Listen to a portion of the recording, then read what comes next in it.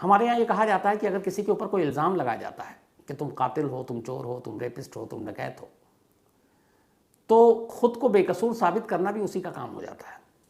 मतलब इल्ज़ाम लगाया गया तो अब ये काम जांच पुलिस वालों का भी है कि सच क्या है, झूठ क्या है, वो देखे। लेकिन कहने को है ज़्यादातर मामला यही है, बल्कि मैक्सिमम, कि एक बार अगर आप पे इल्ज़ाम लग गया तो अब आप बेगुनाह हैं, बेकसूर हैं, तो फिर खुद ही साबित कीजिए कि आप बेकसूर हैं, और वरना फिर फंसिए। ऐसे बहुत सारे केसेस हुए हैं जिसमें बेगुनाह लोग जेलों के अंदर रहे। ऐसी बहुत सारी कहानियाँ मैं आपको पहले सुना चुका हूँ। लेकिन आज की कहानी थोड़ी हटकर इसलिए है कि दो लोगों के ऊपर एक महिला के कत्ल का इल्ज़ाम लगता है, और इन दो में से एक उस महिला का पति भी है और दूसरा उसका दोस्त है। बाकायदा लाश मिलती है, मुकदमा दर्ज होता है, पुलिस दोनों को गिरफ्तार करती है, बहुत टॉर्चर करती है, दोनों जुर्म भी कबूल कर लेते हैं, दोनों जेल चले जाते हैं, फिर काफ़ी वक्त तक जेल में रहते हैं। फिर उनमें से एक का जो लैंडलॉर्ड मालिक जो है वो उन दोनों पर रहम खाता और अदालत में लड़ाई लड़ता है, फिर हाई कोर्ट जाता है, और तब कहीं जाकर उन्हें ज़मानत मिलती है, वो बाहर आते हैं। और इस पूरे दौरान में लगभग 7 साल का अरसा बीत जाता है। बाहर आने के बाद फिर उन्हें एक नई कहानी पता चलती है, और अब उन्हें लगता है कि जो इल्ज़ाम उनके सर पर लगा है, जिसकी वजह से पूरे परिवार उनका सफ़र कर रहा है, बिरादरी ने उनसे रिश्ता तोड़ लिया, उनके घरों में कोई शादी नहीं आ रही, कोई अपनी बेटी नहीं दे रहा है, और उन दोनों को है कि हम बेकसूर हैं, फिर हमारे साथ ये क्यों हो रहा है। वो पुलिस के पास बार बार जाए, पुलिस वाले उल्टे भगा दें।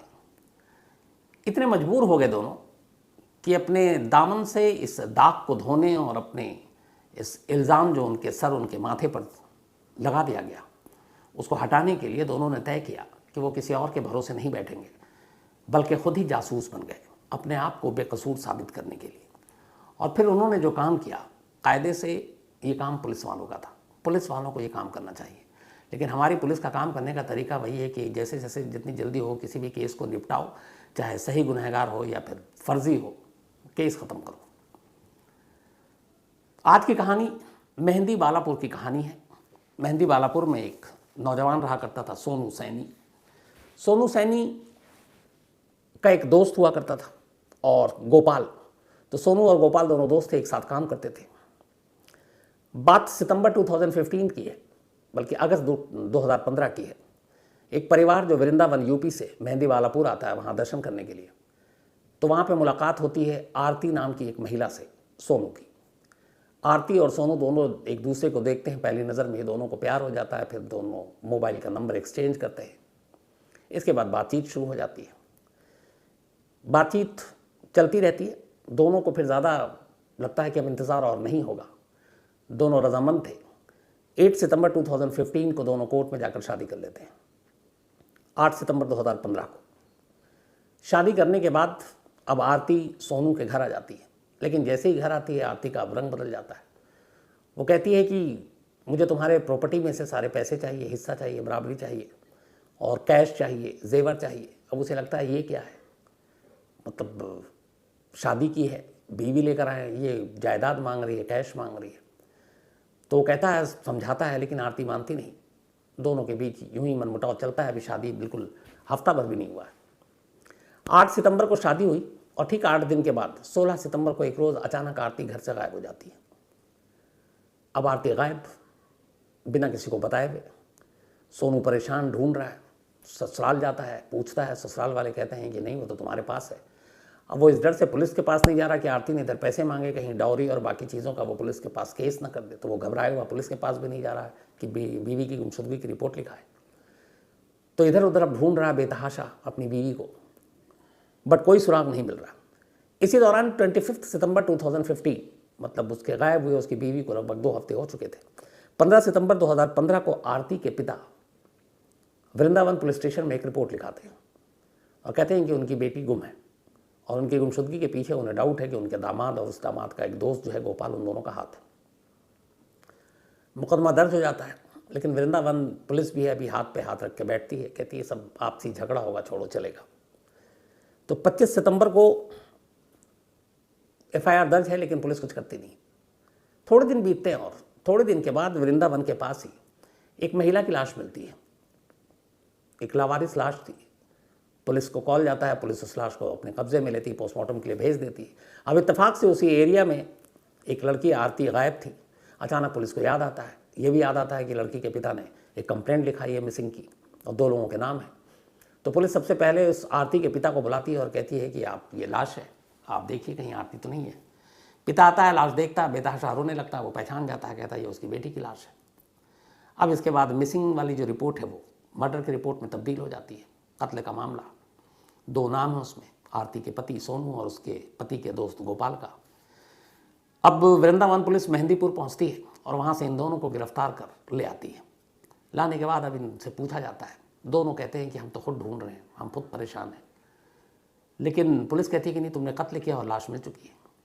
इन दोनों को 3rd डिग्री टॉर्चर किया जाता है बुरी तरीके से, और सिर्फ एक ही चीज़ कही जा रही थी बार बार कि दोनों एक्सेप्ट कर लो कि तुमने आरती का कत्ल किया। अब दोनों पिट रहे हैं लेकिन मानने को तैयार नहीं है। पुलिस बहुत टॉर्चर करती है, उल्टा लटका कर मारती है, पैरों पे डंडे बरसाती है, एक के 2 नाखून खींच लेती है, पर दोनों तैयार नहीं थे। इसी बीच फिर पुलिस कहती है कि देखो, तुमने अगर इसको नहीं मारा तो फिर हम तुम्हें बाहर ले जाएंगे और तुम्हारा इनकाउंटर कर देंगे। अब दोनों घबरा गए, उन्होंने कई इनकाउंटर की कहानी सुन रखी थी, खासतौर पर यूपी पुलिस की। तो उन्हें लगा कि जान चली जाएगी, उससे अच्छा कबूल कर लो। तो सोनू फिर इकरार कर लेता है कि उसने अपनी बीवी का कत्ल किया। सोनू के इकरार जुर्म के बाद गोपाल के पास भी कोई रास्ता नहीं, वो भी मान लेता है। इसी के बाद पुलिस चार्जशीट दाखिल करती है और चार्जशीट में इन दोनों को आरती का कातिल ठहराती है और फिर अदालत में मुकदमा चला जाता है और ये दोनों जेल। अब दोनों जेल में हैं, आरती गायब है, वक्त बीतता जा रहा है, चार्जशीट दाखिल हो चुकी है। इसी दौरान में जब ये सब कुछ हो गया और चार्जशीट दाखिल हुई तो वहाँ के एसपी ने उस पुलिस टीम को जिन्होंने आरती के कत्ल की इस पहेली को या केस को सुलझाया, टीम मेंबर को 15,000 रुपये देने का ऐलान भी कर देते हैं और 15,000 रुपये दे भी देते हैं कि इस टीम ने देखो एक अनसुलझे कत्ल की पहेली को सुलझा दिया है। तो ये टीम बहुत अच्छा काम की है। तो पुलिस वालों को जो एसपी कप्तान साहब हैं वो 15,000 रुपये का इनाम भी दे देते हैं, बाकायदा प्रेस कॉन्फ्रेंस भी करते हैं। अब इधर ये दोनों जेल में हैं, सोनू और गोपाल। गोपाल जिनके यहाँ काम करता था, उसके मालिक को पता था गोपाल अच्छा इंसान है, उन्हें यकीन नहीं हो रहा था कि ये कत्ल कर सकता है। उन्होंने उसकी कानूनी लड़ाई लड़ी और फिर दोनों जेल में रहे। लेकिन 2016 में पहले गोपाल और फिर 2017 में सोनू, इन दोनों को इलाहाबाद हाई कोर्ट से ज़मानत मिल गई। अब दोनों 17 में लगभग बाहर हैं। दोनों बाहर आकर अपने घर पहुंचते हैं। घर आते हैं तो इधर घर के हालात अजीब हैं। पूरी बिरादरी में, गांव में ये बात फैल चुकी थी कि सोनू ने अपनी पत्नी का कत्ल किया है। गोपाल उसका दोस्त, तो वो भी इस कत्ल में शामिल है। अब इनके घर से हर एक ने रिश्ता तोड़ दिया। गोपाल के कुछ भाई थे जिनकी शादी होनी थी, सोनू के घर में भी कुछ और शादी होनी थी, लेकिन कोई लड़की देने को तैयार नहीं। हर एक का यही कहना कि यहाँ तो अगर बेटी ब्याहेंगे तो ये बेटी को मार डालेंगे, ये दुल्हनों के कातिल हैं। तो जो रिश्तेदार थे उन्होंने भी मुंह फेर लिया, जो शादी के रिश्ते थे वो भी टूट गए। खुद गोपाल की शादी जब वो गिरफ्तार हुआ उससे 14 दिन बाद उसकी शादी फिक्स थी और 14 दिन बाद उसकी शादी होनी थी, यानी कि सितंबर में। लेकिन जब वो पकड़ा गया तो लड़की तक बात पहुंची। कोई भी माँ बाप किसी कातिल को अपनी बेटी तो देगा नहीं। तो गोपाल का वो रिश्ता भी टूट गया 14 दिन के बाद, जो वो बारात लेकर जाने वाला था। तो उधर वो शादी रुक गई, परिवार में अब कोई रिश्ता नहीं आ रहा है, सब कुंवारे बैठे हुए हैं, दोनों परेशान, दोनों के ऊपर कत्ल का इल्ज़ाम, दोनों सोच रहे हैं क्या करें। बार बार फिर ये पुलिस के पास जाएं कि साहब हम बेकसूर हैं, आप जांच कीजिए, शायद पता चल जाए कि कातिल कोई और है। पुलिस वाले उनको हड़का कर भेज दें। इन दोनों ने एक दिन बैठ के तय किया कि अगर हम दोनों वाकई बेकसूर हैं और हमने कत्ल नहीं किया है तो पुलिस से तो उम्मीद नहीं है, चलो हम ही सुराग ढूंढते हैं, हम ही सबूत ढूंढते हैं। क्योंकि इन आदमी खुद से तो सच बोलता है और दोनों को पता था कि उन लोगों ने कत्ल नहीं किया है। तो अब सोनू और गोपाल ने तय किया कि वो इस मामले की तफ्तीश करेंगे, जो काम पुलिस को करना है। अब ये तफ्तीश कैसे करें? इन्होंने पहले इधर उधर पता करना शुरू किया, आरती के गांव घर वृंदावन में कि उसका क्या है, कोई खोज खबर। वहाँ से कोई जानकारी हासिल नहीं हुई। इन्होंने अपने कई दोस्तों को भी कहा कि यार इसमें कुछ मदद करो। धीरे धीरे महीने बीतते जा रहे हैं, लगभग 7 साल हो गए, 2022 आ गया और इस दौरान में इन्होंने बहुत कुछ किया। भेस बदल कर यहाँ गए, आरती के जितने रिश्तेदार हैं उनके दूर दूर अलग अलग गाँव में गए कि शायद कोई क्लू मिल जाए। सोनू को ये यकीन था कि आरती घर छोड़ कर गई और क्यों, किस वजह से गई वो भी उसे मालूम था, अचानक बिना बताए हुए। तो कहीं ना कहीं उसे लग रहा था कि क्या पता आरती शायद जिंदा हो। तो इसलिए वो उसके रिश्तेदारों में, दूर के रिश्तेदारों में इधर उधर तलाश कर रहा है कि अगर जिंदा आरती मिल गई तो फिर तो सब कुछ बदल जाएगा। लेकिन कामयाबी मिल नहीं रही थी।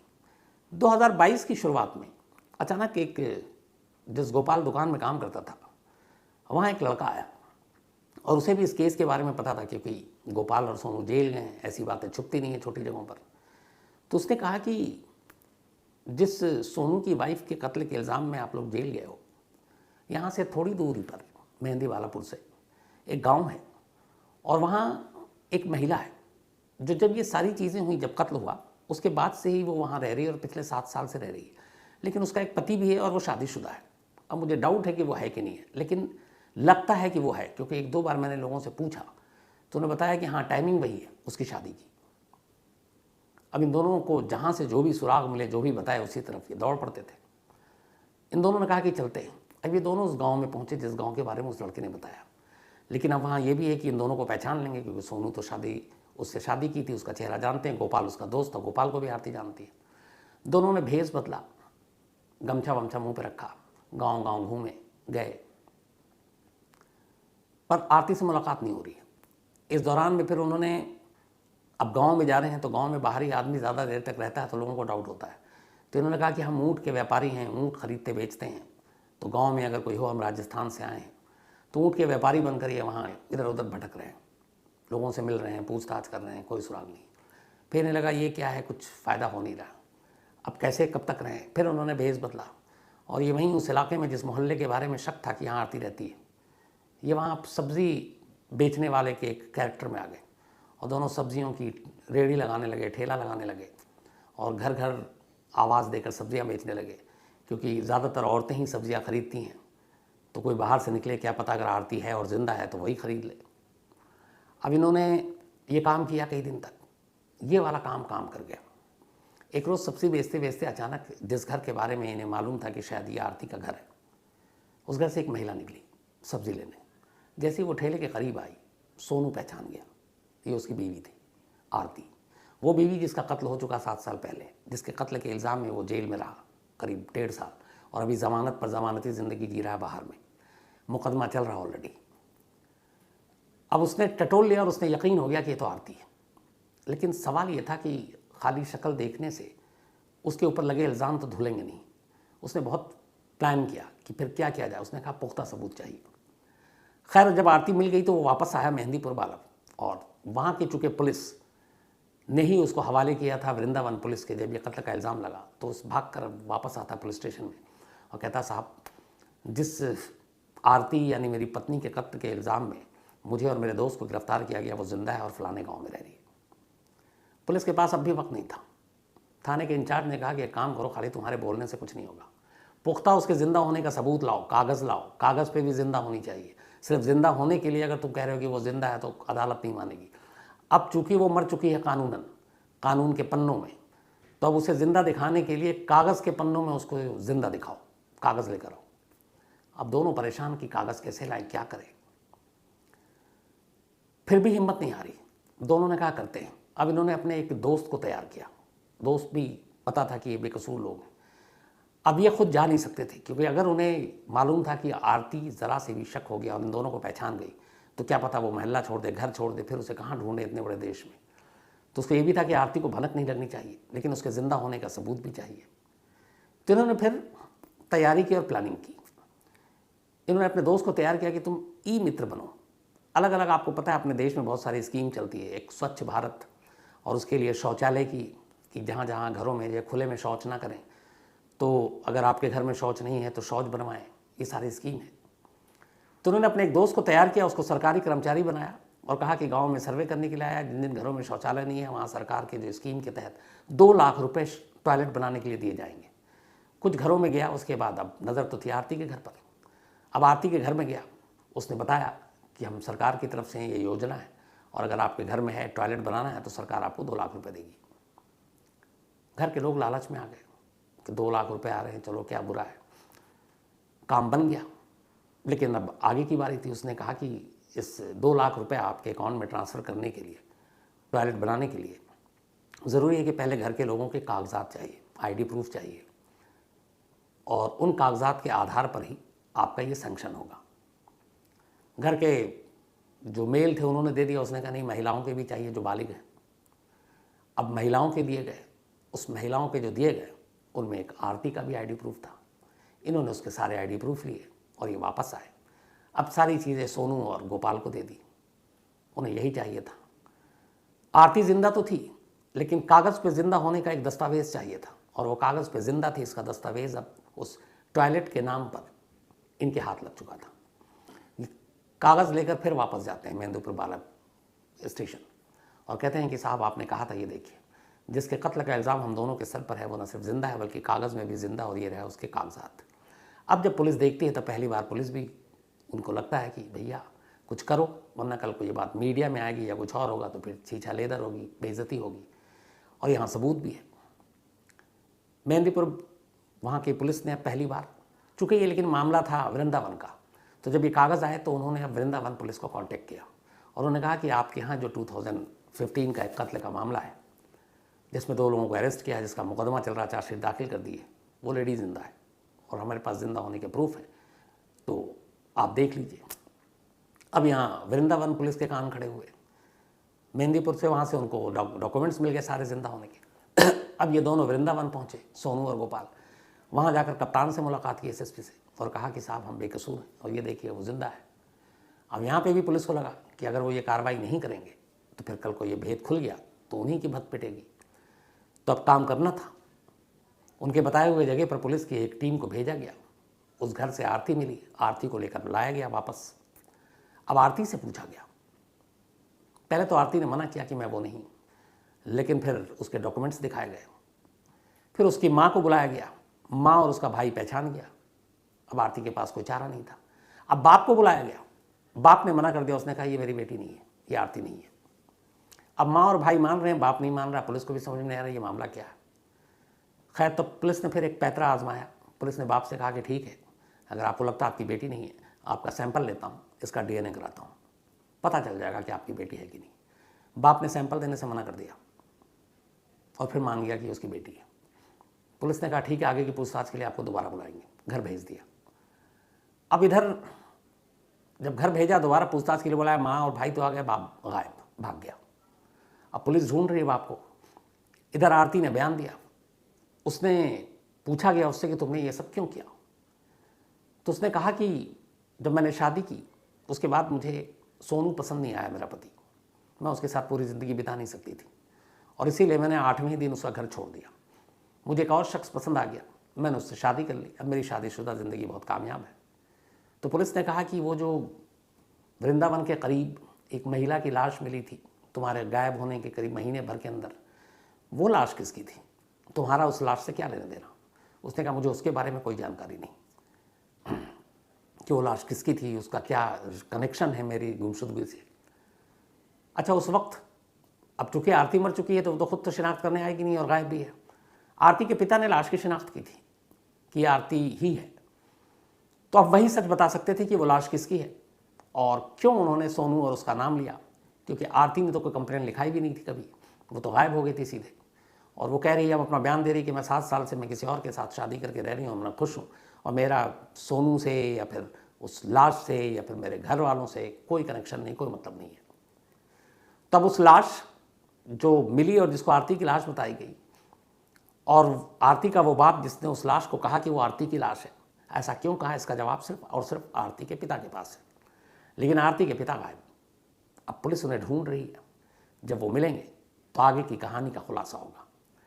लेकिन इस पूरी कहानी में जो चीज़ साफ हुई वो ये है जो मैंने आपको शुरू में बोला कि अगर किसी के ऊपर इल्ज़ाम लगता है तो फिर साबित भी करना उसकी जिम्मेदारी होती है और फिर क्या क्या करना पड़ता है। इन दोनों ने फिर अपनी कहानी सुनाई है। इन्होंने कहा कि जब इन्हें पकड़ा गया तो पुलिस सिर्फ एक ही चीज़ बार बार कह रही थी कि दोनों मान लो कि तुम दोनों ने ही आरती का कत्ल किया है, इसके अलावा कोई चारा नहीं। उन्होंने कहा कई दिनों तक पुलिस कस्टडी के नाम पर थाने के अंदर रखा, जगाया, मारा, पीटा, टॉर्चर किया, उल्टा लटकाया, पैरों के तलवे पे डंडे मारे, पीठ पे डंडे मारे, बैक पे डंडे मारे, प्लास से 2 नाखून उखाड़े और आखिर में फिर जब भी नहीं माने ये, तब फिर ये कहा कि देखो इनकाउंटर हमारे लिए कोई मुश्किल काम नहीं और तुम दोनों के ऊपर कत्ल का इल्ज़ाम है तो लोग भी कुछ नहीं कहेंगे, तो हमारे पास यही कि तुमको ले जाकर इनकाउंटर कर दें। जान बचाने के लिए दोनों को फिर ये झूठ बोलना पड़ा कि वही कातिल है। और उसके बाद पुलिस ने ज़बरदस्त जबरन उनसे साइन कराए पेपर पर और फिर बाकायदा 15,000 रुपये का इनाम बांटा गया पुलिस वालों को इस केस को सॉल्व करने के लिए। फिर चार्जशीट दाखिल हो गई, दोनों को कातिल ठहराया गया, मुकदमा भी चल रहा है। लेकिन अब जिस कत्ल के इल्ज़ाम में दोनों जेल गए, बेल पर भी बाहर हैं, अभी भी वो उनके सर से हटा नहीं है, क्योंकि अभी अदालत से हटेगा और उसके लिए बाकी की चीज़ें जो है पुलिस को अदालत में देनी होंगी। अब देखना ये है कि जितनी जल्दी इन लोगों से जुर्म पुलिस ने उगलवाया, क्या उतनी जल्दी ही इन दोनों की बेगुनाही की सर्टिफिकेट भी पुलिस अदालत में जमा करेगी। और इसमें आगे जो भी होगा वो मैं आपको ज़रूर बताऊंगा, इसका फॉलोअप। लेकिन जिस तरीके से अपने ही केस की इन्वेस्टिगेशन, तफ्तीश इन दोनों ने की, उससे एक चीज़ तो साफ है कि अगर पुलिस अपना काम ईमानदारी से करे तो ऐसे बहुत सारे बेगुनाह लोग बच सकते हैं, इनकी ज़िंदगी भी बच सकती है। अब इन दोनों का ये कहना है कि जो 7 साल में इनके परिवार ने झेला, रिश्ते आने बंद हो गए, लोगों ने मुंह मोड़ लिया, रिश्तेदारों ने मुंह फेर लिया, कोई इनके घर से रिश्ता नहीं रखना चाहता है, गांव वालों ने भी एक तरह से काट दिया इन्हें। तो ये सारी तकलीफ़ें, ये सारे दर्द ज़ख्म जो इन्होंने झेले हैं, वो कभी शायद उसकी भरपाई नहीं हो सकती। और कहीं ना कहीं ये सारी चीज़ों की जिम्मेदार पुलिस है।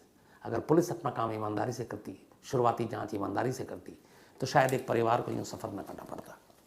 लेकिन ये तो एक कहानी है, ऐसी पता नहीं कितनी कहानियाँ अब भी कहीं ना कहीं पनप रही होंगी, कहीं हो चुकी होंगी, कहीं लोग उसके मारे जेल में होंगे, बेगुनाह भरी पड़ी हैं ऐसी कहानियाँ, ऐसे दर्द जो लोगों के साथ हैं और जो पुलिस की इस लापरवाही और जुल्म के शिकार हैं।